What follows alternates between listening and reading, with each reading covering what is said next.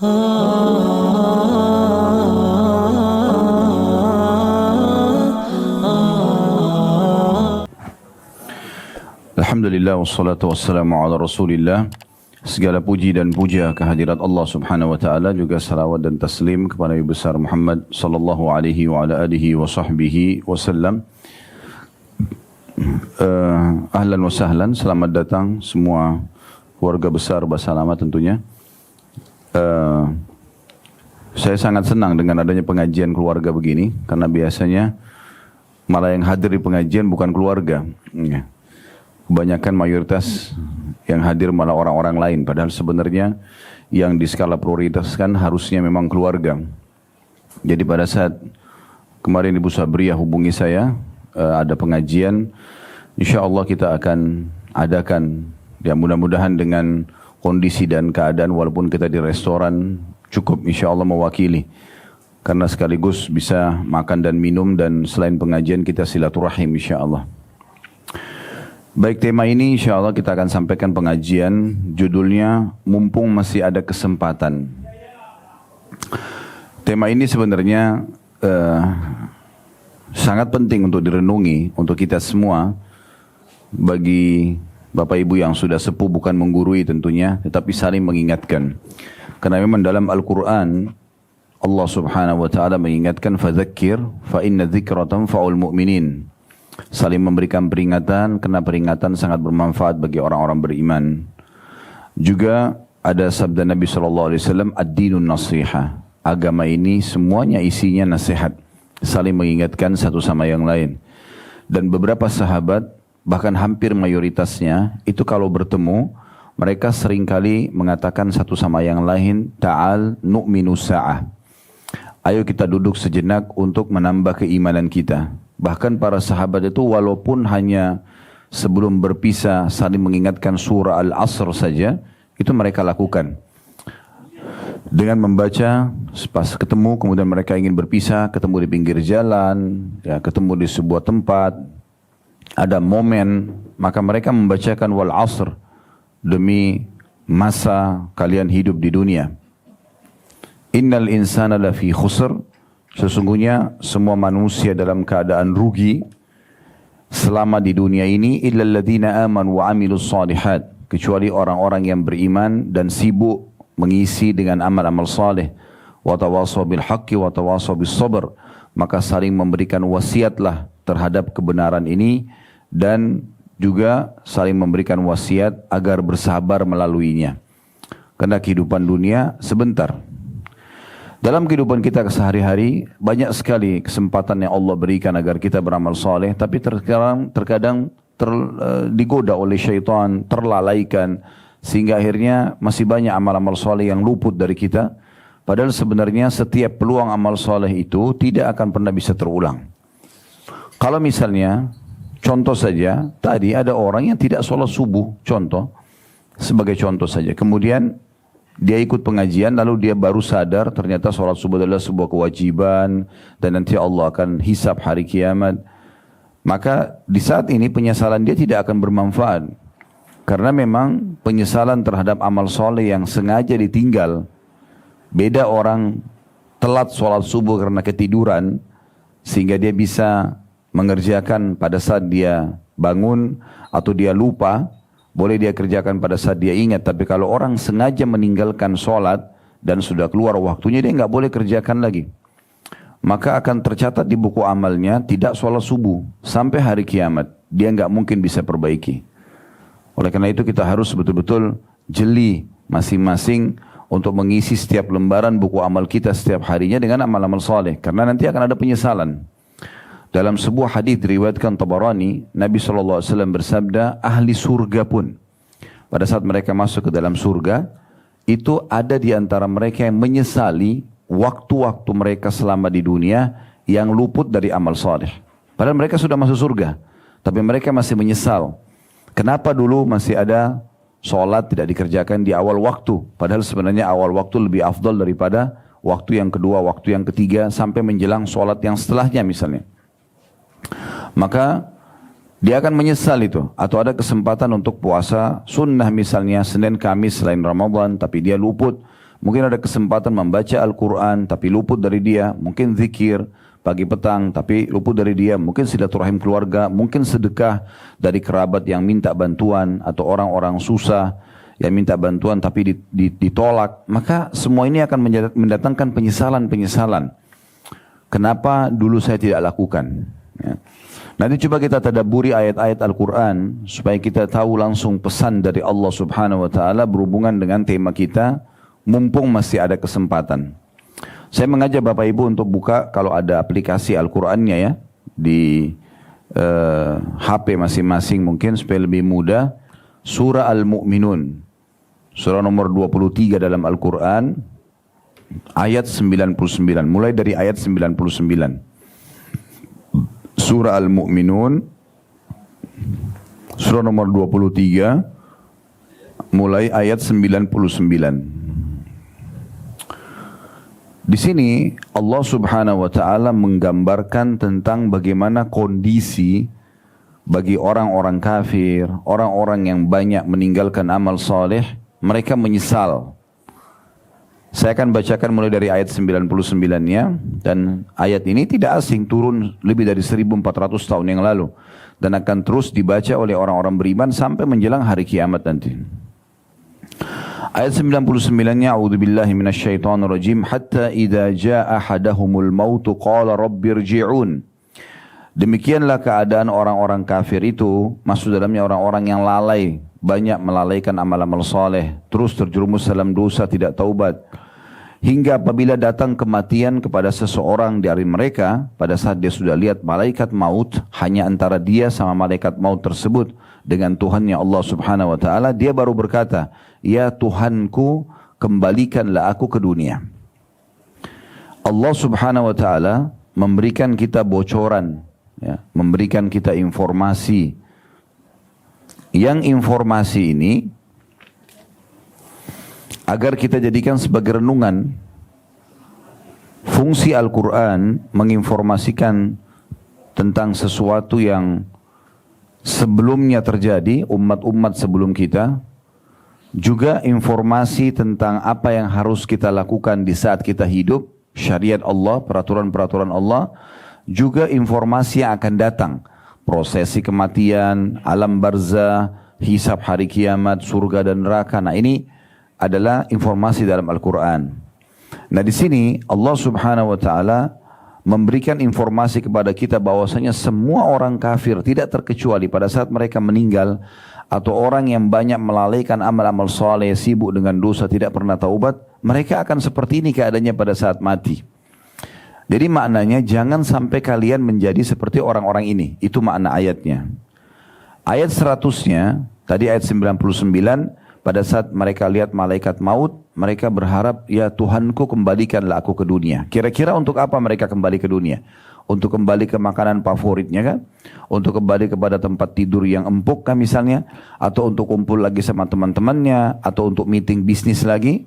Jawabannya Allah jelaskan di ayat 100. Apa yang mereka minta pada saat malaikat maut mencabut ruhnya? Mereka ingin kembali ke dunia. Untuk apa? Apakah untuk menikmati lagi dunia? Allah gambarkan di ayat 100-nya. La'alli a'malu salihan fima tarakt. Kalla innaha kalimatun huwa qailuha wa min waraihim barzakhun ila yaumi yub'atsun. Orang ini pada saat mau mati, dia minta kembali ke dunia agar dipanjangkan beberapa saat saja umurnya. Agar aku berbuat amal saleh yang telah aku tinggalkan. Lalu Allah mengatakan sekali-kali tidak akan pernah. Sesungguhnya itu adalah perkataan yang hanya diucapkan saja. Karena Allah sudah memberikan sebuah ultimatum dan sistem yang harus dilalui. Kalau orang sudah menghadapi ajalnya atau tiba ajalnya, tidak akan mungkin kembali. Siapapun dia, termasuk para nabi-nabi, gitu kan. Walaupun para nabi-nabi masih diberikan pilihan mau dipanjangkan umur atau tidak, tapi umumnya mereka meninggal di waktu itu. Apalagi kalau orang-orang biasa gitu. Maka Allah mengatakan sekali-kali tidak akan pernah, sungguhnya itu adalah perkataan yang diucapkan saja dan di hadapan mereka ada dinding sampai hari mereka dibangkitkan. Barzakh, maksudnya alam kuburan. Alam kuburan. Nah ayat 100 ini coba kita pikirkan sama-sama.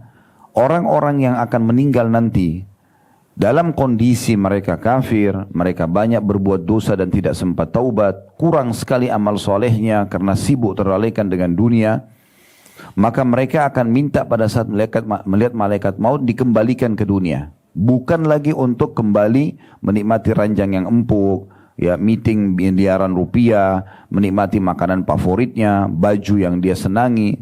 Tapi mereka berharap pada saat dihidupkan kembali ke dunia beramal soleh. Coba Bapak Ibu renungin sama-sama, ya. Kalau seandainya sekarang ada orang-orang yang sudah meninggal, atau kita sendiri, karena kita semua akan meninggal dunia, tinggal tunggu siapa yang duluan gitu. Karena itu pasti terjadi.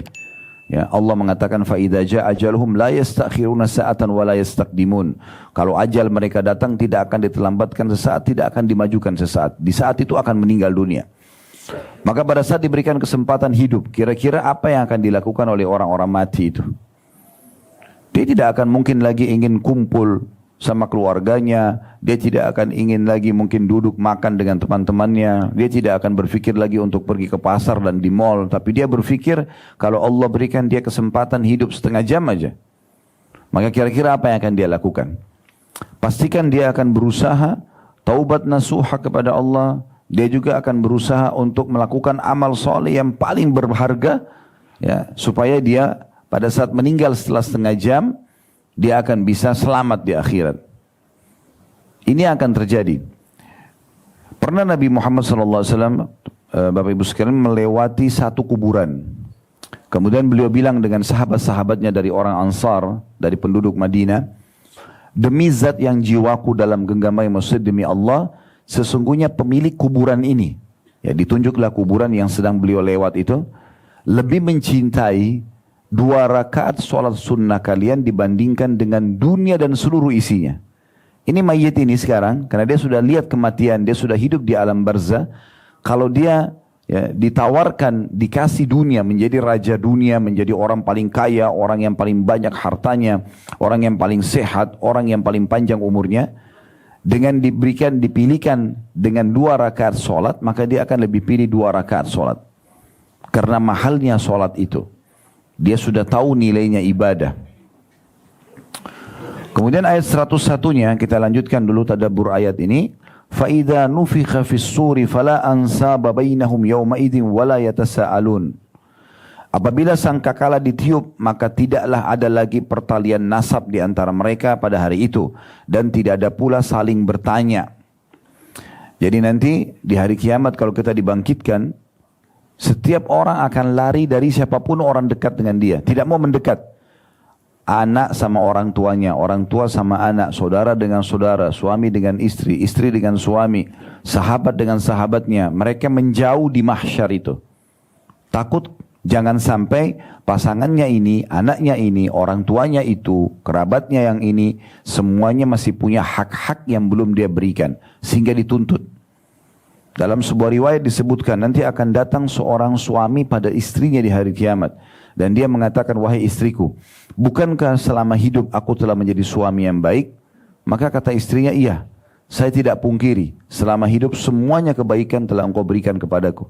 Lalu kata suaminya, kalau begitu, tolong bantu berikan aku 1 pahala, supaya aku bisa lolos. Apa jawaban istri dalam hadis ini? Ya, dia mengatakan, saya khawatir kalau saya bantu kamu yang 1 itu, lalu saya berkurang dan saya masuk neraka. Maka dia tidak memberikan. Begitu juga akan datang nanti seorang istri yang akan mengatakan pada hari kiamat pada suaminya, wahai suamiku, bukankah aku telah menjadi istri yang baik selama di dunia? Kata dia, iya, benar, saya akui itu. Lalu dia mengatakan, kalau gitu bantulah aku dengan 1 pahala. Sebenarnya waktu itu belum ditimbang amal. Tapi karena ketakutan sekali, jangan sampai nanti kurang amal, dosanya 100, amalnya 99, masuk neraka dulu. Maka dia mengatakan, kalau gitu bantulah aku dengan 1 pahala, supaya aku bisa lolos. Maka kata suaminya, aku khawatir kalau aku berikan kepadamu justru kamu lolos, saya yang tidak lolos. Dan Allah gambarkan dalam Al-Quran di ayat yang lain, yauma yafirul mar'u min akhihi, pada hari kiamat nanti orang lari dari saudara kandungnya sendiri, wa ummihi wa abi, ibu dan ayahnya, wa sahibatihi wa bani, pasangan hidupnya dan anak-anaknya, likulli imri'in yauma idzin sya'nu yugni. Pada hari itu orang sibuk menyelamatkan dirinya sendiri. Ini bukan hari permusuhan, bukan. Tapi hari pembalasan. Semua orang pada saat itu ingin selamat. Karena nanti di mahsyar Bapak Ibu sekalian, Allah akan nampakkan di depan mata kita surga dan neraka. Akan nampak surga dengan segala macam kemegahannya, dan akan nampak neraka dengan segala macam gemuruhnya. Jadi neraka ada dulu, kemudian baru surga. Makanya nanti pada saat orang pun mau masuk ke dalam surga, yang sudah akan lolos masuk ke surga, mereka tetap harus melewati neraka yang kita tahu dengan sirat, jembatan. Yang memang pantas masuk surga, dia akan berhasil lolos. Tapi yang tidak, dia akan jatuh terlebih dahulu ke neraka itu untuk dibersihkan dosanya. Kemudian setelah bersih dosanya baru dia masuk ke dalam surga. Atau orang kafir yang langsung masuk ke dalam neraka itu. Dan orang-orang akan merasakan dan melihat panasnya neraka itu, terasa panasnya, dia lihat gemuruhnya, dia lihat histerinya, orang pada menangis di sana. Kemudian dia lolos masuk ke dalam surga. Kalaupun dia lolos ke surga. Jadi pemandangan pada saat itu sangat luar biasa. Dan tidak ada pilihan kecuali surga dan neraka. Penentuan untuk masuk ke surga dan neraka adalah di sini sekarang. Di sini saatnya tempat kita menentukan apakah kita ingin ke surga atau ke neraka.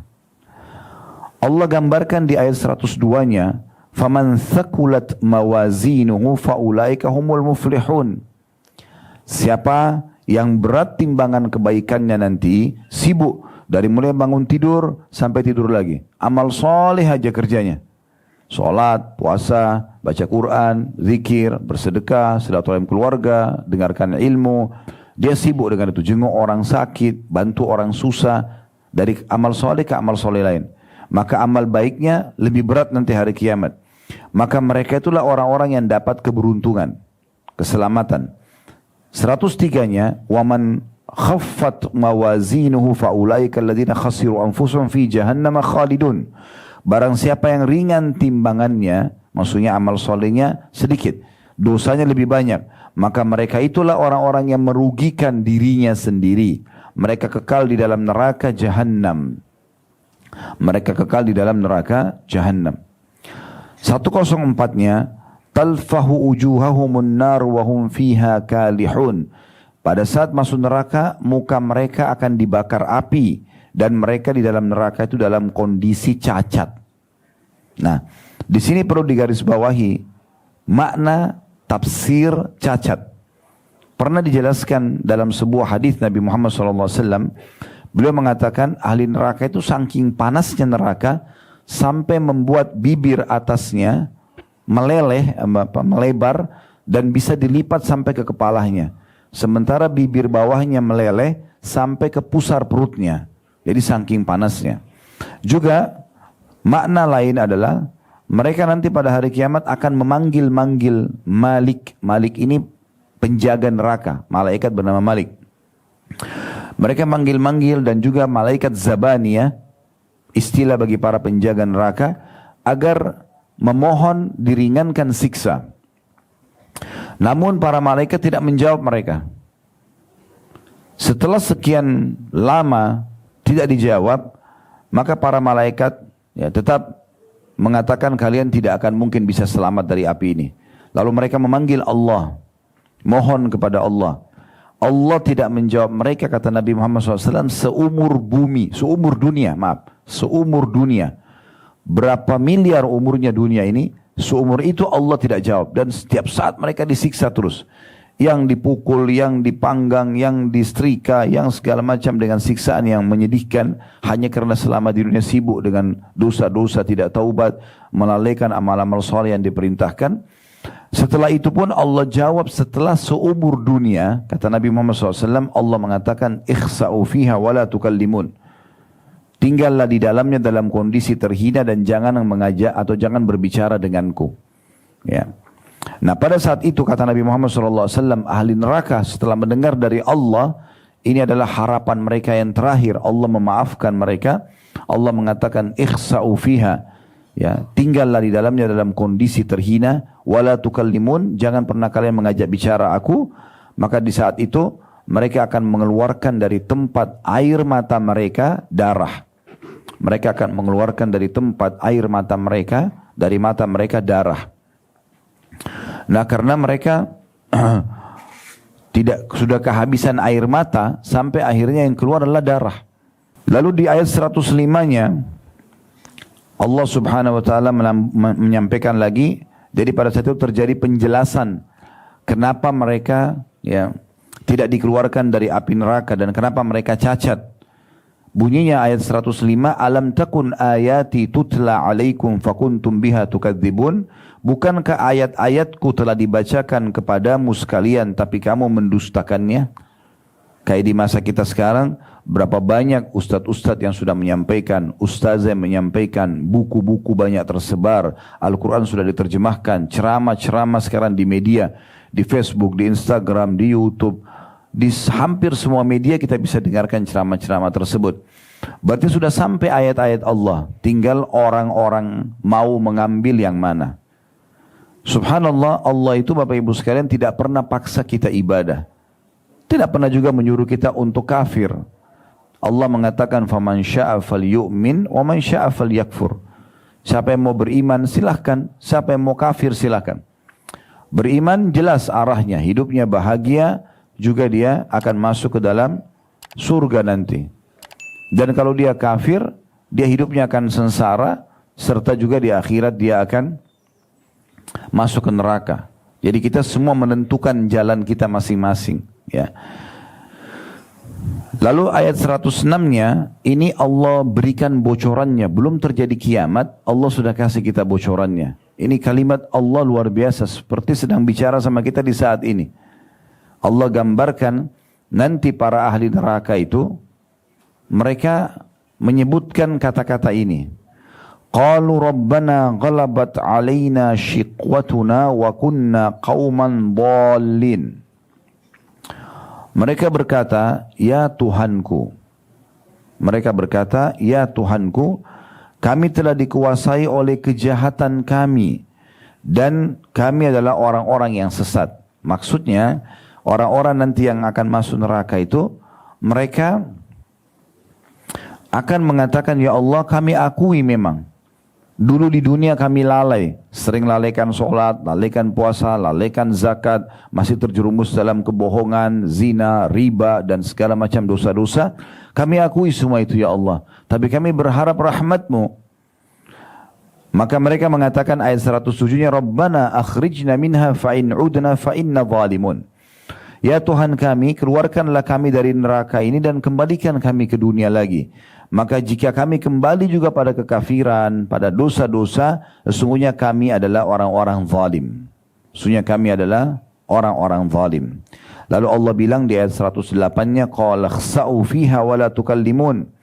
Allah berfirman, tinggallah dengan hina di dalam neraka itu dan jangan pernah kamu berbicara dengan aku. 109-nya, innahu kana fariqum min ibadi yaquluna rabbana amanna faghfir lana warhamna wa anta khairur rahimin. Sesungguhnya ada segolongan dari hamba-hambaku berdoa selama di dunia, ya Tuhan kami telah beriman, maka ampunilah kami dan berilah rahmat, dan engkau adalah pemberi rahmat yang paling baik. Maksudnya ayat 109-nya ini, di dunia Bapak Ibu akan sering melihat ada orang-orang yang berada di jalan Allah, mereka selalu menutup aurat, mereka selalu peduli dengan pendapatan halal, mereka selalu menjaga sholat di awal waktu, mereka selalu menjaga ibadah-ibadah dan meninggalkan dosa. Namun sayangnya banyak orang yang jauh dari agama mengolok-olok mereka. Kamu terlalu alim, kamu begini dan begitu, atau dicari kesalahannya. Akhirnya Allah menceritakan kepada orang-orang yang minta kembali ke dunia itu, bukankah dulu ada hamba-hambaku yang mereka tuh baik-baik di dunia. Ayat 110-nya Allah bilang, fattakhadtumuhum sikhriyan hatta ansaukum dzikri wa kuntum minhum tadhakun. Lalu kamu menjadikan mereka bahan ejekan. Apa itu? Apa masalah agama? Sudahlah, enggak usah terlalu alim, enggak usah terlalu begini dan begitu. Kalian jadikan bahan ejekan sehingga kesibukan kamu itu mengejek mereka menjadikan kamu lupa mengingat aku, kata Allah, dan kamu selalu menertawakan mereka. 111-nya, inni jazaituhumul yawma bima sabaru annahum humul faizun. Sesungguhnya aku memberi balasan kepada mereka di hari ini karena kesabaran mereka. Sesungguhnya mereka itulah orang-orang yang menang. Orang-orang yang menang. Lalu Allah balik bertanya lagi kepada ahli neraka. Ini ayat demi ayat ya, Allah berbicara di sini. 112-nya, Qala kam labithtum fil ardi adada sinin. Allah bertanya kepada ahli neraka, berapa tahun lamanya dulu kamu tinggal di dunia? Mungkin kan bagi kita kalau orang ada umurnya 70, 80, 100 tahun, anggaplah 150 tahun misalnya. Umurnya Allah kasih ratusan tahun. Maka mungkin di alam manusia dianggap itu sudah lama gitu. Allah menggambarkan nanti ahli neraka yang paling tua pun Allah ajak ngomong. Dulu di dunia berapa lama kamu hidup? Umur dia ratusan tahun. 113-nya mereka menjawab, qalu labithna yawman aw ba'da yawmin fas'alil 'adin. Mereka menjawab, kami tinggal di bumi sehari atau setengah hari saja. Maka tanyakanlah kepada orang-orang yang menghitung. Jadi mereka sudah tidak ingat di hari itu berapa ratus tahun pernah dia hidup. Tapi bagi mereka seperti baru sehari atau 2 hari. Ini bisa ditangkap secara rasional ya, secara akal sehat kita bisa tangkap. Misal Bapak Ibu pernah ketemu dengan seorang teman yang kebetulan masih hidup. Kemudian berbicara tentang nostalgia masa dulu, waktu masih di SD atau SMP, atau masih bujang, atau masih gadis, beberapa belas tahun, puluh tahun yang lalu. Pada saat kita sedang bercerita seperti kita baru kemarin terjadi. Terasa seperti itu, karena memang ceritanya hidup, kita sedang mencerita dan saling mengenang makanan yang pernah kita makan, pakaian yang pernah kita beli bersama, pernah duduk dan jalan bersama. Semua itu seperti baru kemarin. Ya, saya berapa kali ketemu sama teman-teman yang dulu SD bersama-sama, seperti baru kemarin terjadi. Ya, kita bercerita misalnya. Nah, itu memang terjadi. Seperti itulah orang di akhirat nanti. Semua kehidupan dunia ini dia akan kenang seperti hanya sangat pendek sekali dia lalui, gitu kan? Maka sebab itu beruntunglah orang yang sibuk mengisi dengan amal-amal saleh dan juga menjauhi dosa-dosa itu. Kemudian 114-nya Allah mengatakan qala in labithtum illa qalila law annakum kuntum ta'lamun. Allah berfirman, kamu tidak tinggal di bumi melainkan sebentar saja. Kalau seandainya kalian menyadari ini dari awal. Ya. Terakhir ayat 115 dalam surah ini tentunya yang kita tadabburi ya. Afa hasibtum annama khalaqnakum abathan wa annakum ilaina la turja'un. Lalu Allah mengatakan, apakah kamu mengira kami ciptakan kalian sia-sia? Lahir dari rahim ibu, kemudian mulai ada orang tua yang mengurus kita, sampai akhirnya orang tua meninggal, kita pun tumbuh besar, kita juga melalui kehidupan. Apakah kalian mengira semua itu aku ciptakan sia-sia? Dan kalian tidak akan dikembalikan kepadaku, kata Allah. Jadi sebagaimana kita lahir di muka bumi ini, kita pun akan dikembalikan kepada Allah subhanahu wa ta'ala. Dan ini poin yang harus kita garis bawahi. Tentu tidak asing bagi Bapak Ibu ya, tujuan utama kita hidup di muka bumi ini. Kalau ada yang bertanya pada dirinya sendiri, untuk apa saya ada di sini? Kenapa saya ya ada di muka bumi ini? Kenapa semua ini fasilitas udara, api, air, musim-musim, pergantian siang malam, semuanya ini kenapa ada? Gitu. Maka untuk apa saya ada di sini? Dijawab dalam surah Az-Zariyat, surah nomor 51 ayat 56. Memang ada tujuan kita diciptakan. Surah nomor 51 ayat 56 bunyinya ya, wa ma khalaqtul jinna wal insa illa liya'budun. Aku tidak ciptakan jin dan manusia memang kecuali untuk beribadah kepadaku. Itu tujuannya. Jadi kalau Bapak Ibu ada yang nanya, apakah saya diciptakan untuk sholat? Iya jawabannya. Apakah saya diciptakan untuk puasa? Iya. Apakah saya diciptakan untuk baca Quran? Iya. Apakah saya diciptakan untuk sedekah, bakti sama orang tua, silaturahim keluarga, mendengarkan majelis ilmu seperti ini, misalnya ya menjenguk orang sakit, membantu orang susah? Iya jawabannya. Dan kita tidak diciptakan untuk zina, untuk riba, untuk mencuri, untuk gosip, untuk fitnah. Enggak diciptakan untuk itu. Jadi kalau kita memahami tujuan utama kita diciptakan, maka kita akan tahu arah kita. Cuma satu saja arahnya. Menuju ke jalan ibadah kepada Allah SWT, ujung-ujungnya surga. Gitu kan? Dan memang di muka bumi ini cuma ada 2 jalan, Bapak Ibu sekalian. Kita harus tentukan. Jalan yang pertama jalan benar, jalan yang kedua jalan salah. Tidak ada jalan ketiga, cuma dua ini. Jalan yang benar adalah jalannya Allah. Yang selalu kita imani, Tuhan kita Allah. Ini jalan, ya. Jalan ini, ujungnya surga. Juru bicaranya Allah, yang menyampaikan apa yang Allah inginkan para nabi-nabi dan rasul. Para nabi-nabi dan rasul. Penyambung lidahnya nabi dan rasul, para ulama, para da'i, itu penyambung lidahnya. Kalau Bapak Ibu bergaul sama mereka, para da'i, para ustadz, ustadzah, ya, penyambung lidah para nabi, maka akan dipandu ke jalan Allah. Ini boleh bu, ini boleh pak, ini halal, ini haram, ya, ini kerjakan, ini jangan dikerjakan. Misalnya, ada masalah apapun selalu dikembalikan ke agama Allah. Nah inilah jalan yang benar, nggak ada jalan lain.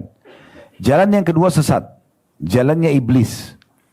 Iblis golongan jin yang sangat jahat karena selalu saja ingin menyesatkan manusia dari jalan Allah. Ingin supaya manusia berbuat dosa gitu. Iblis ini juru bicaranya adalah dukun, peramal, penyamun, penyihir, dan para ahli maksiat. Kita kalau ke mereka, maka akan dipandu ke jalan iblis, ujung-ujungnya neraka. Memang kita harus pilih ini, ya. Dan saran saya, ini cuma saran, semoga Allah mudahkan saya yang pertama mengamalkan, bukan cuma mengucapkan.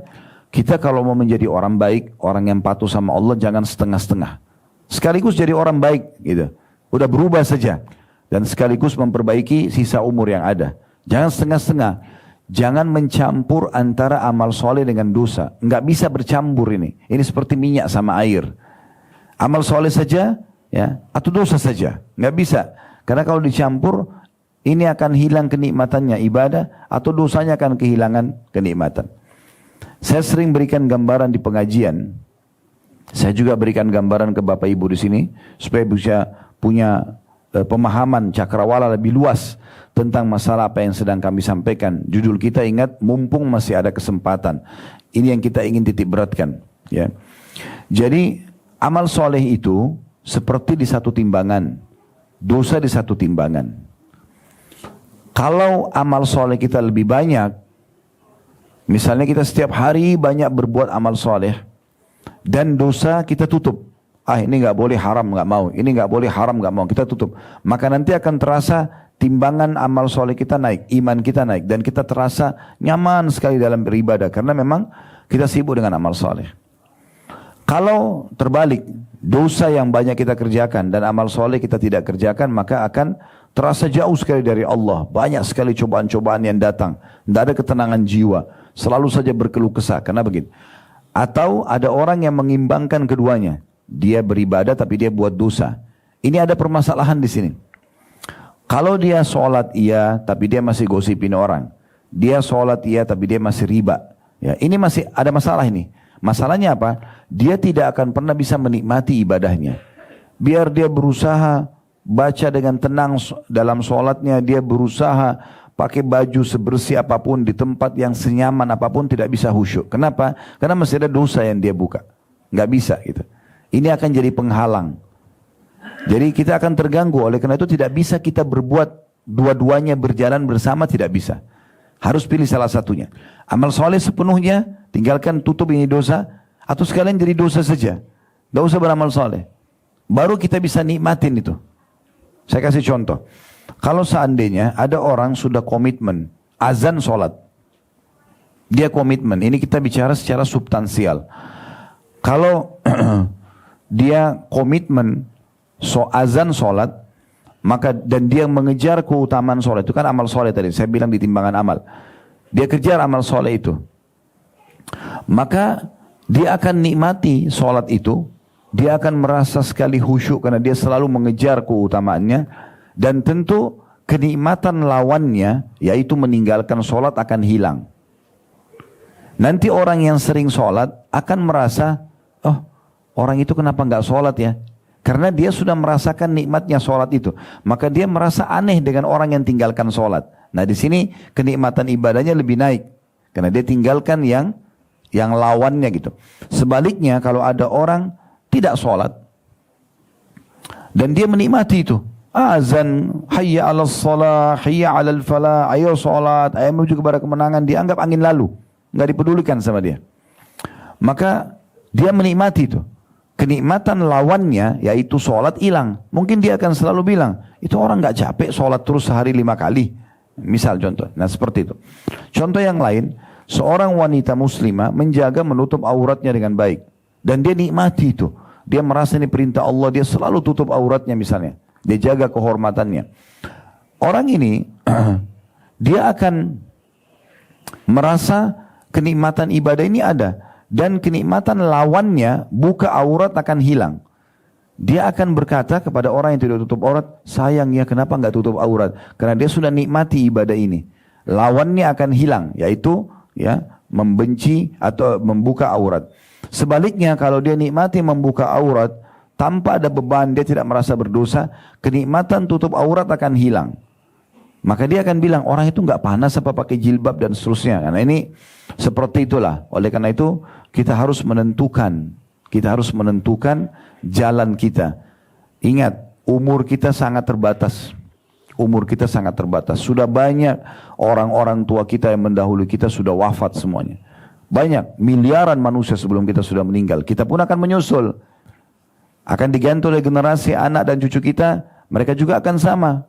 Sama persis, melalui proses yang sama, kemudian nanti akhirnya mereka juga akan meninggal, datang generasi lagi, begitu seterusnya. Beruntunglah orang yang meninggal karena banyak mengerjakan amal soleh. Nah itu yang penting, ya, itu yang penting.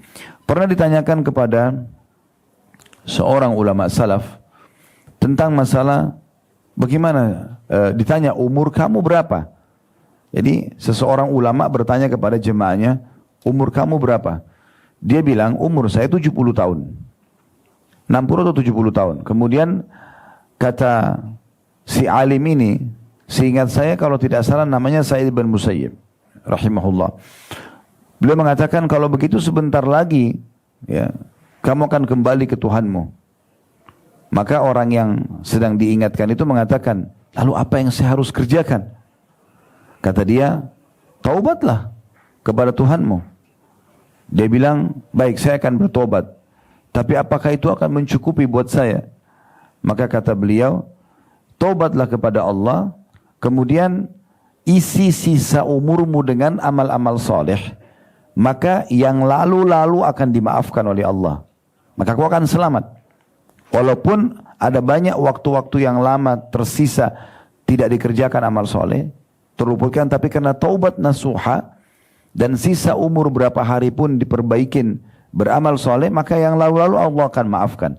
Tapi kalau sisa umur ini tetap juga kau gunakan dalam kesalahan dan kemaksiatan, maka Allah akan menghisap kamu dengan yang apa kamu kerjakan sekarang, berikut diikutkan dengan semua dosa-dosa masa lalu. Maka itu akan memberatkan. Kita coba renungi ayat yang lain. Coba dilihat surah Al-Munafikun, ya. Kita buka surah Al-Munafikun. Ini surah nomor 63 ya. Ayat 9-nya, ya ayyuhalladzina amanu la tulhikum amwalukum wala auladukum an dzikrillah wa may yaf'al dzalika faulaika humul khasirun. Hai orang-orang beriman, janganlah hartamu dan anak-anakmu melalaikan kamu dari mengingat Allah. Barang siapa yang berbuat demikian, maka itu adalah orang-orang yang merugi. Maksudnya karena sibuk mengejar harta dunia, dia lupa sholat, dia lupa ibadah-ibadah, bahkan tidak mau tahu apakah ini sumbernya halal atau haram. Intinya yang penting dapat pendapatan, gitu kan. Atau anak-anaknya karena dia sibuk ya dengan rasa cinta yang berlebihan pada anak, dia tidak arahkan ke agama walaupun anaknya buat salah dibenarkan aja. Sehingga akhirnya melalaikan dia dari zikrullah, ya. Artinya membuat dia mendukung anaknya yang berbuat salah, walaupun buat maksiat kepada Allah, malah didukung supaya dia melakukannya, gitu kan? Maka ini akan membuat dirinya rugi, karena akan dihisap oleh Allah Subhanahu Wa Taala. Allah amanahkan kepada kita harta dan anak-anak untuk kita bawa semuanya itu ke timbangan amal kita hari kiamat. Bagaimana caranya? Harta kita sibuk sedekahkan, ya, jalin silaturahim, ya, kegiatan-kegiatan sosial. Dan anak-anak kita didik dan kita bawa kepada agama. Ya. Ada sedikit yang saya ingin berbagi dalam masalah ini. Nabi SAW dan para sahabat di dalam masalah harta, mereka tidak pernah berpikir masalah tabungan. Ini mungkin persepsi yang mesti direnungi sama-sama dan coba diterapkan gitu ya. Selama ini ada dua sistem yang menyebar banyak, maksudnya ini yang mayoritasnya ya. Tapi yang satu ini adalah agama, sistem syariat Islam, yang satu kapitalis dalam mengelola harta dan bagaimana itu berkecamuk di pikiran setiap orang ya. Islam mengajarkan harta itu disedekahkan, dibawa ke akhirat supaya memberatkan timbangan amal hari kiamat. Dan ini yang benar. Kapitalis mengatakan tabunglah supaya kamu kaya. Nah, ini berbeda. Kalau kita ikuti pemikiran kapitalis, nabung aja kerjanya, bangga dan senang melihat angka rekeningnya selalu bertambah, maka pastikan dia tidak akan sedekah.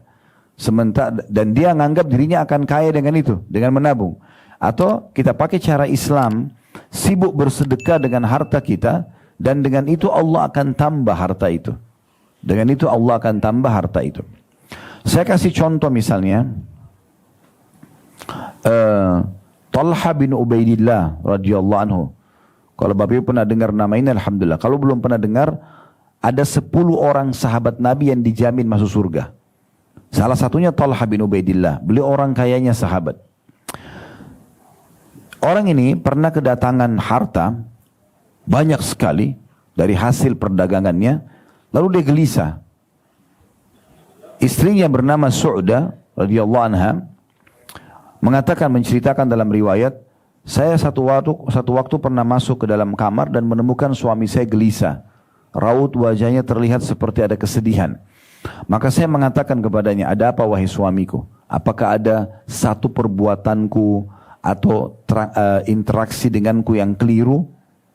Maka dia mengatakan, tidak ada. Kamu sebaik-baik istri seorang muslim. Maksudnya kamu selama menjadi istri sangat baik, patuh kepada Allah, melayani suami dengan baik. Kamu sebaik-baik istri seorang muslim. Tetapi saya gelisah melihat harta ini. Harta ini banyak sekali numpuk gitu.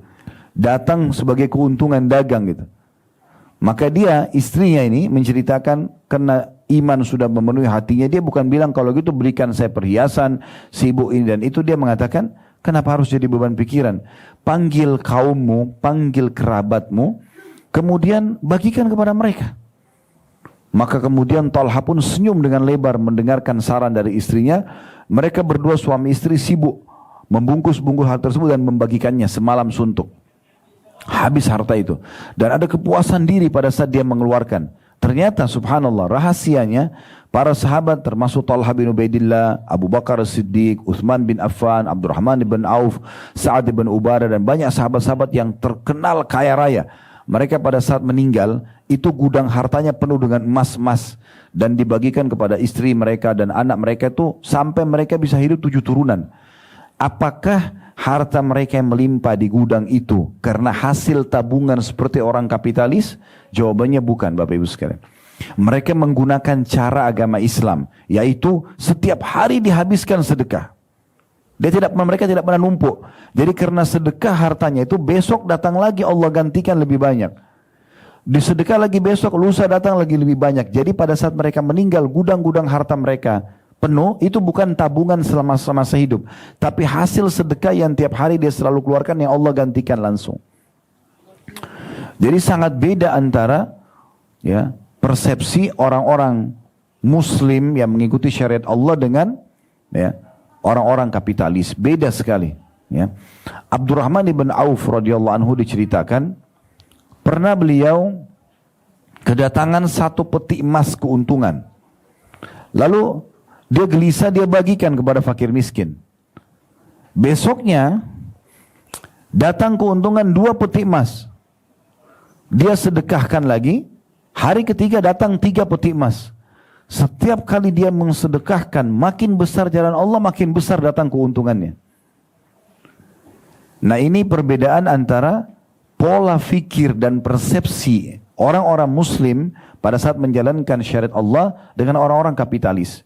Yang kita sayangkan pemikiran kita, sosoknya muslim tapi banyak terpengaruh dengan pikiran kapitalis. Umumnya kalau kita memiliki harta untuk sedekah, ada 50.000 dengan 100.000, kita masih berikan yang 50.000. 100.000 sayang, kita berpikir untuk menabungnya, gitu kan? Padahal sebenarnya harta yang sedang kita keluarkan di jalan Allah itu justru yang kita sedang bawa ke timbangan amal kita. Seorang salafus saleh dulu, orang-orang saleh di zaman dulu dari tabi'in, mereka pernah ada yang mengumpulkan bingkisan-bingkisan hadiah, kemudian dia bagikan kepada orang-orang. Setelah orang-orang pergi, dia bilang begini, coba lihat sambil senyum lebar, coba lihat orang-orang yang membawa hadiah-hadiah dari saya itu. Mereka sedang membawa harta saya ke timbangan amal saya hari kiamat tanpa diupah sedikit pun. Secara kasat mata Bapak Ibu sekalian, orang miskin atau orang yang kita berikan hadiah sedang membawa harta kita dan dia menikmatinya secara kasat mata. Tapi sebenarnya bukan seperti itu. Nilai harta yang kita kasih ke dia 1 juta, 2 juta, 10 juta, baju, makanan, apa saja, itu sebenarnya dia nikmati di dunia, tapi itu sedang dibawa ke timbangan amal kita yang akan kita terima dan panen pahalanya hari kiamat. Nah, ini persepsi yang harus kita ubah. Jadi sekali lagi, para sahabat mereka di dunia kehidupannya terpenuhi, selalu terpenuhi, tidak pernah habis hartanya, dan pada saat meninggalkan warisan banyak, bukan karena menabungnya, tapi karena rutinitas mereka bersedekah. Makin banyak dikeluarkan jalan Allah, makin banyak rezekinya datang. Nah, itu yang terjadi, dan itu teori syariat yang sudah dipraktikkan oleh orang-orang sebelum kita. Sementara kapitalis berbeda, mereka selalu menabung saja, dan akhirnya begitu-begitu saja, walaupun bertambah hartanya, tapi sebenarnya dia tidak menikmatinya. Akhirnya pada saat dia meninggal, hanya ahli waris saja, dia sendiri juga tidak menikmati. Nah, ini persepsi yang harus diperbaiki. Kenapa saya bicara tentang sedekah ini? Karena ayat yang sedang kita bahas berhubungan dengan masalah itu. Surah Al-Munafikun ini ya. Tadi kita sudah bacakan ayat 9-nya. Hai orang-orang beriman, jangan sampai hartamu dan anak-anakmu melalaikan kamu dari mengingat Allah. Maksudnya membuat kamu jadi jauh dari agama Allah. Karena barang siapa yang buat itu, dia termasuk orang-orang rugi. Nah, perhatikan di ayat 10 Allah bicara masalah infak ini, masalah sedekah ini. Wa anfiqu mimma razaqnakum min qabli an ya'tiya ahadakumul mautu fayaqula rabbi laula akhartani ila ajalin qaribin fa asaddaqa wa akum minas salihin. Dan belanjakanlah sebagian dari apa yang telah kami berikan kepadamu sebelum datang kematian kepada salah seorang dari kamu. Kemudian dia berkata, pada saat dia sudah lihat malaikat maut, baru dia bilang, ya Rabbku, mengapa engkau tidak menangguhkan kematianku? Untuk apa orang yang mau mati ini minta supaya diterlambatkan 1 jam, 2 jam umurnya, supaya jangan mati dulu? Apakah untuk kembali ke makanan favorit seperti tadi saya bilang, atau untuk kumpul-kumpul lagi sama teman-temannya, atau beli baju kesukaannya? Enggak. Di sini dikatakan, ya Rabbku, mengapa engkau tidak menangguhkan kematianku sampai waktu yang dekat yang menyebabkan aku dapat bersedekah dan aku termasuk orang-orang saleh. Jadi orang yang sudah mau mati itu berharap diterlambatkan beberapa saat umurnya supaya dia transfer semua uangnya untuk sedekah. Karena dia akan menyesal gitu.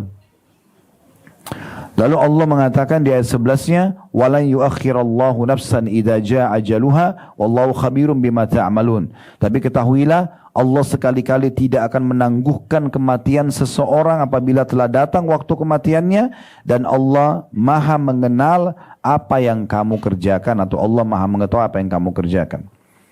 Saya tambahkan dalam poin ini, kalau pernah dengar nama ini alhamdulillah, kalau belum maka perlu diketahui, namanya Sa'ad ibn Ubadah radhiyallahu anhu. Ini sahabat Nabi, mulia, pimpinan orang-orang Ansar. Orang ini terkenal sangat kaya raya. Hampir setengah perkebunan kurma di Madinah itu milik beliau. Orang yang luar biasa kekayaannya. Di Saudi sekarang, ya, itu kalau orang masih punya mungkin perusahaan, mobil mewah, masih dianggap belum orang kaya. Tapi kalau orang punya kebun kurma, itu dianggap orang kaya. Karena kebun kurma itu pohonnya mirip seperti kelapa, umurnya panjang, hasilnya banyak. Tapi kurma ini lebih menghasilkan daripada kelapa, karena buahnya itu dikonsumsi oleh orang-orang. Bahkan bagian daripada syariat kalau kita buka puasa dan sahur, dengan kurma. Kata Nabi SAW, sebaik-baik makanan seseorang pada saat buka puasa kurma, sebaik-baik makanan seseorang pada saat sahur adalah kurma gitu. Jadi suruh konsumsi gitu kan. Dan Dr. Abdul Daim, ada seorang dokter dari Mesir, beliau mengadakan penelitian dan beliau sampaikan hasilnya di channel YouTube-nya. Saya biasa ikutin karena beliau mempertemukan antara teknologi dan ilmu kedokteran dengan wahyu Allah dan hadis-hadis Nabi SAW, ayat Al-Quran, hadis Nabi gitu ya. Beliau mengatakan ada survei menjelaskan kalau kurma itu satu butirnya akan memenuhi kebutuhan kalori seseorang manusia itu 7%. Kalau kita konsumsi satu butir. Berarti sunnah Nabi memakan 7 butir kurma ajwa di pagi hari, ya itu berarti sudah 42 atau 43% kebutuhan dia sehari sudah terpenuhi. Jadi banyak sekali manfaat-manfaat yang bisa didapatkan gitu kan daripada kurma itu sendiri ya. Nah, saya ingin sampaikan saya kembali kepada Sa'ad bin Ubadah radhiyallahu anhu. Beliau ini punya kebun kurma dan selalu hasilnya selain ada yang dijual kemudian dibagilah, ada sepertiga dipakai untuk kebutuhan dia ya, untuk keluarganya, sisanya 2/3 selalu disedekahkan. Sampai ada gudang hartanya, dia bilang sama anaknya bernama Qais radhiyallahu anhu majma', ini sahabat Nabi, dia bilang, "Hai Qais, ini gudang harta ayah. Habiskan dengan sedekah." Jadi tiap hari si ayah sama anak, karena waktu itu masih belum ada mikrofon pengeras suara, belum ada media kayak kita sekarang. Jadi mereka naik ke atas rumah lalu teriak-teriak, "Wahai muslimin, wahai penduduk Madinah, siapa yang butuh bantuan datanglah. Yang butuh gandum, yang butuh madu, yang butuh keju, yang butuh tepung, ya silakan ambil, datang. Yang butuh uang." Orang pada antri semua depan rumahnya, dibagi-bagiin. Sampai gudang itu habis. Habis nih. Secara akal sehat kalau orang masih ada pikiran kapitalis, habis dong, nggak ada lagi gitu. Tapi subhanallah teori agama beda. Di hari yang sama, pada saat dia habis bagi-bagi dari pagi sampai menjelang siang, sore hari Allah datangkan rezeki dari tempat tidak disangka-sangka. Di malam hari penuh lagi gudangnya dia. Penuh lagi gudangnya. Besok dia bagi-bagi lagi, dia sama anaknya, penuh lagi besoknya. Begitu terus sampai dia meninggal. Tidak pernah habis harta itu. Ya. Jadi luar biasa. Teori agama, banyaknya harta, melimpahnya harta bukan dari menabungnya, tapi rutinnya bersedekah. Kapitalis mengatakan kaya itu, nabung adalah pangkal kaya. Tidak bisa ketemu. Orang nabung pasti pelit, orang sedekah pasti dermawan, beda. Ya. Makanya saya sering saran saya, kita ada satu pola. Saya juga waktu kecil biasa begitu dulu ya, diberikan celengan, waktu masih kecil dikasih celengan untuk nabung. Ternyata setelah saya dewasa, saya coba pelajari satu demi satu pendapat-pendapat teori-teori agama ini ya. Maka saya temukan ada yang salah di sini nih. Karena saya juga coba pernah praktikin kasih ke anak-anak yang Allah amanahkan kepada saya. Kasih celengan, maka ternyata apa yang saya sedang adakan survei itu betul terjadi. Kalau kita berikan celengan kepada anak kita, maka kita sedang menanamkan sifat bakhil, pelit pada mereka. Sekarang kita punya anak dua, si A sama si B. Kasih celengan dua-duanya. Ini nak ya, kita kasih uang misalnya, anggaplah 1.000 rupiah atau 10.000 masing-masing kita kasih. Lalu mereka nabung. Di saat itu kita tidak sadar sedang menanamkan sifat bakhil pada mereka. Kenapa? Karena si kakak kalau menyentuh celengan adik, adik akan marah. Adik kalau sentuh celengan kakak akan marah. Ya. Sementara bukan ini ajaran Islam. Ajaran Islam adalah ini ya, ibu kasih atau ayah kasih kepada kakak, kakak berbagi sama adik. Adik dikasih berbagi sama kakak. Saling memberi. Kalau dengan ini terbalik, gitu kan? Bahkan bukan cuma itu. Kalau kita orang tuanya pun memegang celengan itu, mungkin si anak akan marah dengan orang tuanya. Ini persepsi yang keliru ini. Islam sekali lagi mengajarkan kita sebelum menyesal, mumpung ada kesempatan, sebelum ajal datang, segera bersedekah. Karena salah satu yang disebutkan dalam surah Al-Munafikun, penyesalan orang pada saat meninggal, kenapa dia tidak bersedekah, ya, kenapa dia tidak segera memberikan hartanya di jalan Allah Subhanahu wa taala. Nah, ini poin yang juga perlu kami sampaikan dalam masalah ini. Banyak orang yang lalai dari ibadah-ibadah yang sedang Allah perintahkan kepada dia semasa dia hidup, dan dia tidak menyadari kalau ini perbuatan yang salah, ya. Dan setiap saat Allah bisa datangkan hukuman kepada dia. Tapi yang banyak orang tidak sadar. Kita kembali lagi kepada ayat-ayat Al-Quran. Coba kita lihat dalam surah Al-A'raf, surah nomor 7 dalam Al-Quran, ayat 97 sampai ayat 102. Ya. Ini kembali kita tadaburi ayat-ayat Al-Quran. Sekali lagi, surah Al-A'raf, surah nomor 7, ayatnya 97. Saya akan bacakan sekali lagi Al-A'raf, ayat surah nomor 7 ayat 97 mulainya ya. Sampai 102 nanti kita bacakan. Ayat 97 bunyinya begini. A'udzubillahi minasyaitonirrajim. Afa amina ahlul qura ay ya'tiyahum ba'suna bayatan wa hum naimun. Apakah penduduk negeri-negeri itu merasa aman dari kedatangan siksaan kami kepada mereka di malam hari di waktu mereka sedang tidur?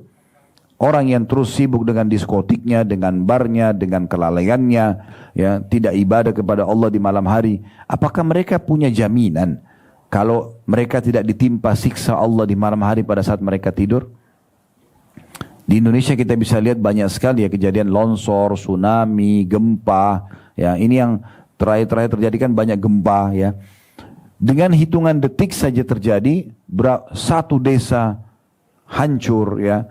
Banyak bangunan yang hancur, berapa banyak ratus jiwa yang wafat tiba-tiba. Ya mereka tadinya tidak sangka kalau itu akan terjadi pada mereka. Begitu mudahnya Allah datangkan siksaannya kalau orang justru tidak sibukkan diri dengan amal saleh. Dan bahaya sekali kalau mereka meninggal dalam keadaan berbuat dosa, karena ini su'ul khatimah. Di ayat 98-nya Allah bilang, awa amina ahlul qura ay ya'tiyahum ba'suna duhan wa hum yal'abun. Atau apakah penduduk negeri-negeri itu merasa aman dari kedatangan siksaan kami kepada mereka di waktu matahari sepenggalan naik ketika mereka sedang bermain-main, kayak di waktu duha kayak kita sekarang ya. Apakah orang-orang itu dapat jaminan mereka tidak disiksa sama Allah di waktu pagi? Kalau tadi malam, ini waktu pagi. Ayat 99-nya, afa aminu makrallah fala ya'manu makrallah illal qaumul khasirun. Apakah mereka merasa aman dari azab Allah yang tidak terduga-duga? Tiada yang merasa aman dari azab Allah kecuali orang-orang yang merugi. Ya, berapa banyak orang yang seperti itu ya, dia merasa aman dengan dosa-dosa yang dia buat, tidak perlu dia bertaubat, lalai aja terus. Ada orang yang ingatkan, kadang-kadang pasangannya, kadang-kadang anaknya, kadang-kadang temannya. Bahkan kadang-kadang teguran Allah datang langsung. Allah uji dia dengan penyakit, Allah uji dia dengan gangguan orang, supaya dia kembali kepada Tuhannya. Tapi subhanallah tidak menyadarkan. Sayang sekali. Ayat 100-nya, Allah subhanahu wa ta'ala mengatakan, awalam yahdi lilladina yarithuna al-arda min ba'di ahliha allau nasha'u asabnahum bidhunubihim wa natba'u ala qulubihim fahum la yasma'un. Apakah belum jelas ya, bagi orang-orang yang mempusakai satu negeri sesudah lenyap penduduknya, bahwa kalau kami menghendaki tentu kami azab mereka karena dosa-dosanya, dan kami kunci mata hati mereka sehingga mereka tidak dapat mendengar atau mengambil pelajaran lagi. Ya. Jadi seperti misalnya di Mesir ya, itu kan sampai sekarang masih ada peninggalan Fir'aun. Bahkan muminya Ramses itu masih ada. Kami di Uhud Tour kemarin sempat ada program umroh plus Mesir, terus kami datangin museum yang ada muminya Fir'aun itu. Dan pada saat saya masuk ke situ, jadi ada satu jemaah yang nanya, Ustaz, ini ya Fir'aun yang di zaman Nabi Musa itu? Iya, ini orangnya. Allah kekalkan jasanya sebagaimana Allah ceritakan dalam Al-Quran untuk menjadi pelajaran bagi manusia. Tapi subhanallah, siapa yang mengambil pelajaran dari orang-orang seperti ini? Banyak orang tidak ambil pelajaran. Penduduk Mesir sekarang seperti Allah sebutkan dalam ayat ini. Bukankah sudah jelas bagi penduduk negeri yang mempusakai negeri yang orang-orangnya pernah kami siksa, bahwasanya mereka harus ambil pelajaran. Kapan mereka kafir seperti Fir'aun akan sama nasibnya. Kapan mereka beriman seperti Nabi Musa dan Bani Israel pada saat itu, mereka akan selamat. Tapi banyak orang subhanallah yang tidak mengambil pelajaran dari itu. Bahkan ada yang lebih parah, Bapak Ibu sekalian. Kadang-kadang dia satu mobil sama temannya, tabrakan, temannya mati, dia masih selamat. dia bukannya sadar dan segera kembali ke jalan Allah, dia malah hanya menganggap itu sebuah cerita dalam hidupnya. Kalau dia teman saya tabrakan mati, saya selamat. Padahal bisa saja Allah buat seketika juga dia tabrakan dan dia juga mati. Berapa banyak orang yang tidak mengambil pelajaran. Ingat Bapak Ibu sekalian, orang-orang soleh sebelum kita dari sahabat, dari tabi'in, mereka selalu ambil pelajaran bahkan kepada hal-hal yang kecil. Sebagian mereka mengatakan, sungguh aku mengetahui aku memiliki dosa di saat aku lihat perubahan sikap pasangan hidupku. Istri atau suami berubah sikap. Berarti ada dosanya. Mereka beristighfar. Atau tungganganku. Kalau dia mau naik kuda, kudanya tiba-tiba berontak. Atau kita sekarang mau naik kendaraan, terganggu misalnya. Atau tikus yang masuk ke dalam rumahku. Tikus di rumah kita pasti ada. Biasanya begitu. Tapi mereka jadikan dengan adanya tikus. Karena tikus ini suka mengganggu dan merusak. Berarti ada dosa di rumah itu. Begitu pekahnya mereka jadikan sebagai bahan introspeksi diri mereka. Sebagian mereka Bapak Ibu sekalian kalau jalan, kakinya kesentuh batu, udah cukup membuat mereka memohon ampun dan istighfar kepada Allah. Takut kalau ini adalah dosa hukuman yang sedang Allah berikan peringatan kepada mereka. Ada di antara mereka yang lewat tercium bau busuk saja, kayak bau sampah misalnya. Udah cukup mereka ya menjadikan sebagai bahan introspeksi diri, segera bertaubat dan kembali kepada Allah. Tapi banyak orang subhanallah tidak seperti itu. Mereka lewat saja semuanya kisah-kisah itu seperti kisah yang pernah berlalu, tidak diambil pelajaran darinya. Sayang sekali. Kita pun yang tinggal di Indonesia walaupun kita bukan penduduk Mesir, hari ini kita bisa mengambil pelajaran dari Fir'aun. Setiap saat kita ketik Fir'aun, muminya Fir'aun, keluar semua gambarnya di Google. Kita seakan-akan bisa datang lihat di sana, melihat cuplikan-cuplikan video yang ada. Kita bisa lihat. Di Jordania ada laut mati, tempatnya kaum Nabi Lut Allah binasakan. Di Madain Saleh, kurang lebih 4 jam dari kota Madinah, ada tempatnya Nabi Saleh yang Allah binasakan. Mereka memahat gunung-gunung dan dijadikan sebagai rumah-rumah mereka. Tidak lama lagi pemerintah Saudi akan buka untuk menjadi sebuah tempat wisata yang didatangi.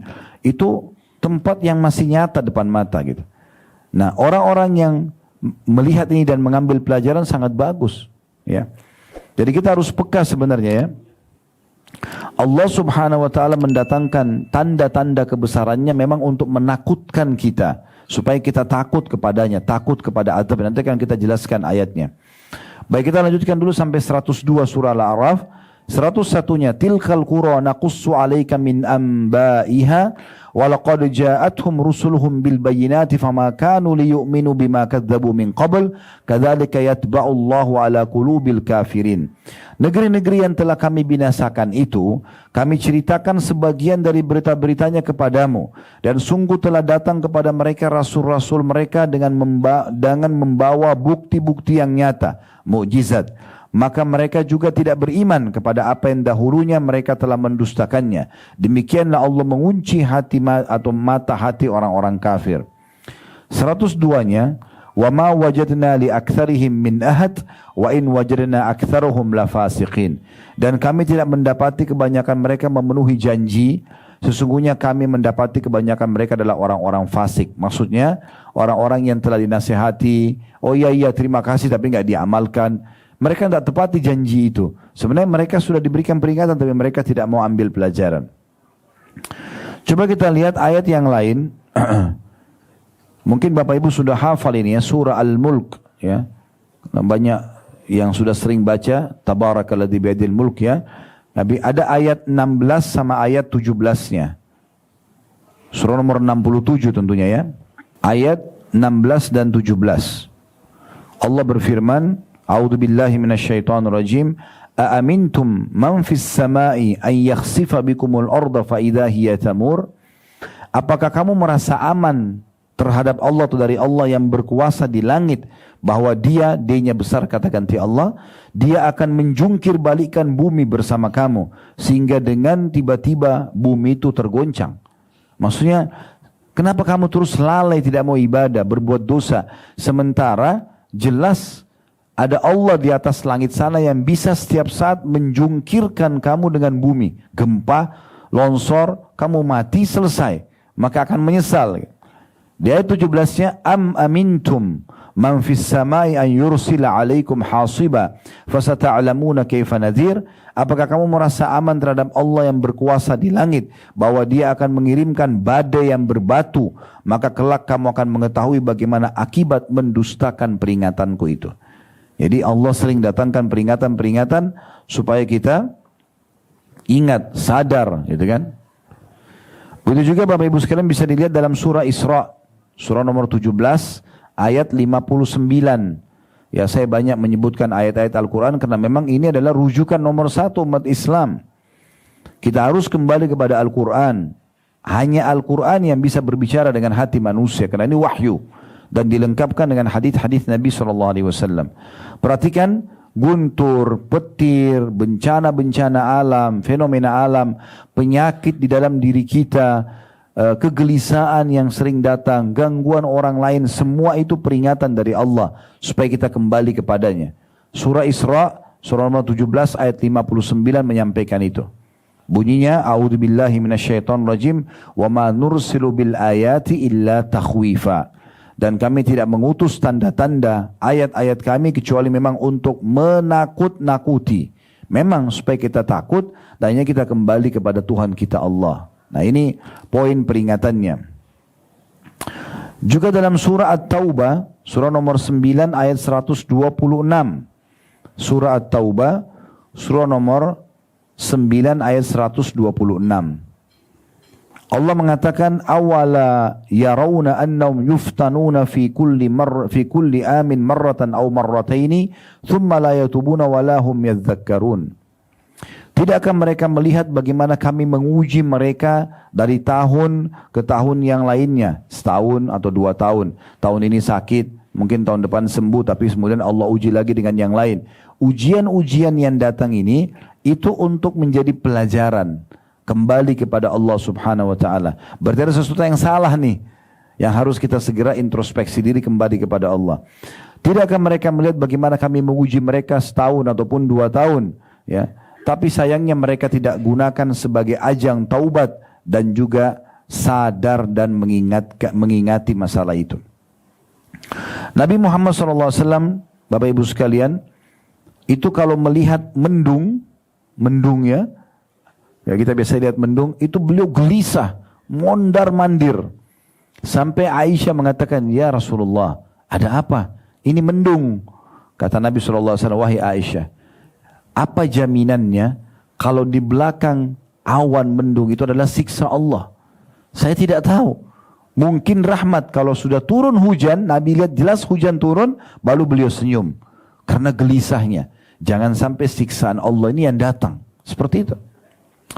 Pernah ada 2 orang menemui Ummul Mukminin Aisyah radhiyallahu anha. Dan beliau berkata, wahai Ummul Mukminin, wahai ibunya orang-orang beriman, beritakan kepada kami tentang gempa. Nah, di zaman kita sering terjadi gempa. Ada informasinya nih. Aisyah menjawab, bila mereka telah menghalalkan zina, mengkonsumsi minuman keras, memainkan alat-alat musik, maka Allah di langit sana cemburu. Kemudian berfirman kepada bumi, goncangkan dirimu. Kemudian jika mereka bertaubat dan meninggalkan pelanggaran mereka, maka akan kembali aman. Jika tidak, maka Allah akan hancurkan dan binasakan bumi tempat mereka hidup, dan mereka pun akan ikut binasa. Ya, jadi ini riwayat yang luar biasa gitu. Berapa kali kita selalu tahu gempa terjadi, sampai kepada kita informasinya, gitu kan? Tetapi kita tidak peduli dengan masalah gempa itu. Padahal sebenarnya sudah ada berita sampai dari istri Nabi Muhammad SAW, ya, Aisyah radhiyallahu anha, tentang masalah gempa. Beliau mengatakan pada saat dosa-dosa mulai disebarluaskan, dianggap biasa, ya, maka pada saat itulah Allah Subhanahu wa taala berfirman kepada bumi, goncangkan dirimu. Ya, sehingga akhirnya ya, memberikan peringatan, mungkin cuma berapa detik misalnya. Kalau mereka kembali kepada Allah, kembali aman. Tapi kalau mereka tetap berbuat dosa, maka Allah akan binasakan mereka bersama dengan bumi itu. Ini ditulis oleh Ibnu Qayyim rahimahullah dalam kitab Ad-Da' wad Dawa' di halaman 46. Ya. Kemudian juga At-Tabarani menyebutkan dalam tafsirnya bahwa gempa pernah terjadi di Kufah. Kufah salah satu kota di Irak ya. Pada masa Abdullah bin Mas'ud radhiyallahu anhu. Maka beliau berkata, Abdullah bin Mas'ud bilang, gempa terjadi lalu beliau mengatakan, wahai manusia, sesungguhnya Allah menginginkan kalian segera taubat dan kembali kepadanya, maka segeralah kembali. Maksudnya kalau tidak ini akan membinasakan nih, segera kembali. Semua fenomena ini akan menjadi peringatan buat kita. Ibnul Jauzi menyebutkan, menukil bahwa Abdullah bin Zubair radhiyallahu anhu, sahabat Nabi, dia dan ayahnya sahabat, Abdullah sahabat, Zubair juga sahabat. Abdullah bin Zubair setiap kali mendengar suara guntur, hampir di musim hujan kita dengar guntur gitu kan. Tapi kita mungkin biasa saja, tutup kuping atau kita tidak hiraukan.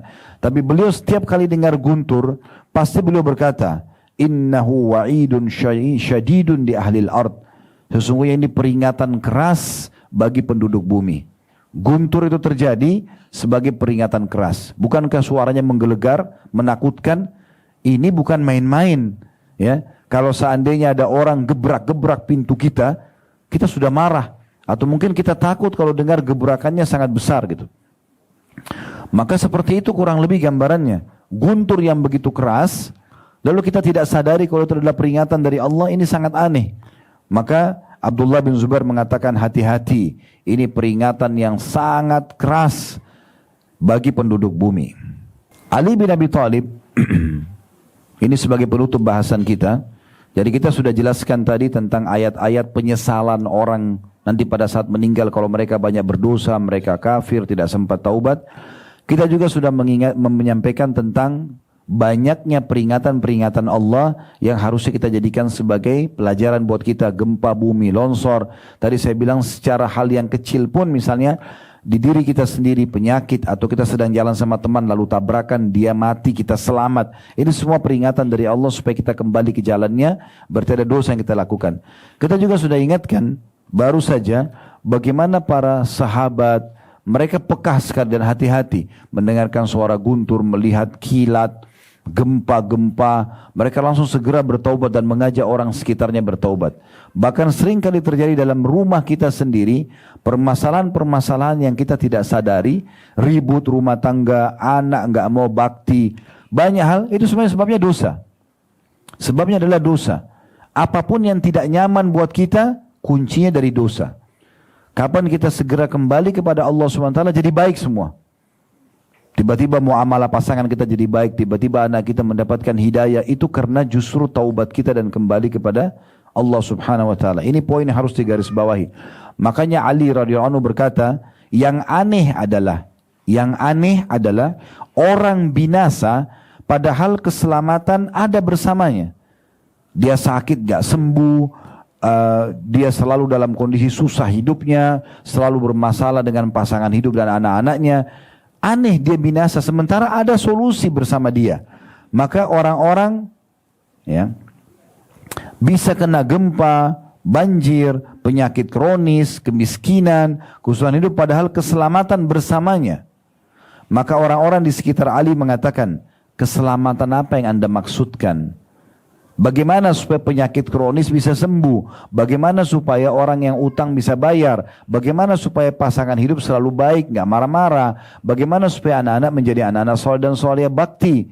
Apa keselamatan itu? Nggak diganggu sama orang. Anda kan tadi bilang ada masalah-masalah tapi ada keselamatan bersamanya. Apa keselamatan itu? Jawabannya sederhana. Istighfar. Perbanyak istighfar, maka semua jadi baik. Karena sumber permasalahan kita adalah dosa. Ya. Jadi ini poin luar biasa. Qatadah rahimahullah berkata, sungguh Al-Quran telah menunjukkan kepada kalian penyakit dan sumber permasalahan hidup kalian. Berikut obatnya. Ada masalah tapi ada jalan keluarnya. Penyakit kalian adalah dosa-dosa dan obatnya adalah istighfar. Kembali kepada Allah Subhanahu wa taala. Oleh karena itu Bapak Ibu sekalian, sebagai penutup ada buku yang sudah Allah mudahkan tersusun tentunya. Ini yang Allah amanahkan kepada kami, sudah kami bagikan. Judulnya Bergegas Taubat Sebelum Terlambat. Ini insya Allah bisa dibawa pulang nanti dan bisa dibaca. Dan mudah-mudahan ini akan menambah atau menyempurnakan materi yang sedang kita bahas. Kita sedang membahas sebenarnya judulnya, mumpung ada kesempatan, maksudnya sudah mendengarkan ceramah ini, oh iya ternyata kita harus beramal soleh ya, mulai sekarang perbanyak amal soleh. Oh ternyata kita harus tobat dari dosa ya, kita tobat dari dosa. Oh ternyata kita harus peka dari peringatan-peringatan Allah, kita harus peka dengan peringatan-peringatan Allah. Beruntung orang yang mendengar, kemudian mengamalkan. Tidak usah lihat siapa yang menyampaikan, tapi apa yang disampaikan. Kalau itu benar, maka terima. Peringatan Allah seringkali datang dari orang-orang kita tidak pernah tahu.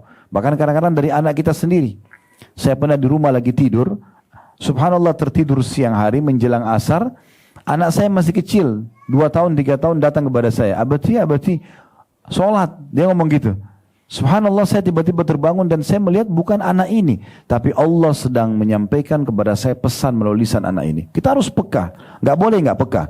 Peka dalam mengerjakan kesempatan amal soleh. Allah sampaikan ke kuping kita, hayya alal sholah, hayya alal falah, itu supaya peka. Oh, disuruh sholat. Jangan diengahkan begitu saja. Begitu juga dengan tadi yang kita sampaikan, setiap peringatan-peringatan yang membuat kita sadar terhadap dosa kita, maka kita segera meninggalkan dan kembali kepada Allah subhanahu wa ta'ala. Ini insyaAllah bahasannya. Kalau ada benar dari Allah, kalau ada salah dari saya mohon dimaafkan. Subhanakallahumma bihamdika, asyhadu an la ilaha illa anta astaghfiruka wa atubu ilaik.